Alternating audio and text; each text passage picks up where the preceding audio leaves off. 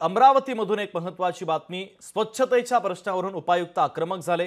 उपायुक्त माधुरी मडावी यांनी कंत्राटदारांना चांगलंच धारेवर धरलंय।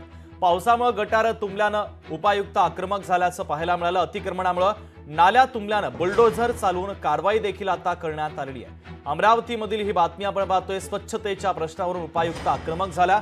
उपायुक्त माधुरी मडावी यांनी कंत्राटदारांना चांगलंच धारेवर धरत त्यांना सुनावलेलं देखील आहे। पावसामुळे गटार तुंबल्यानं उपायुक्त आक्रमक झाल्याचं पाहायला मिळत आहे।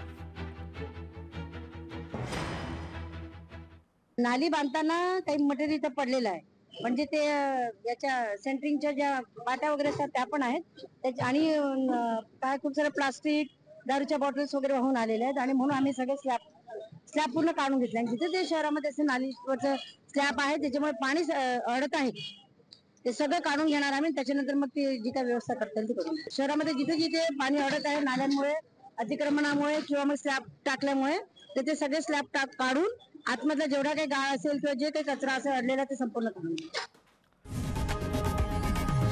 लोकशाही मराठी ऐका, पहा, जागरूक रहा।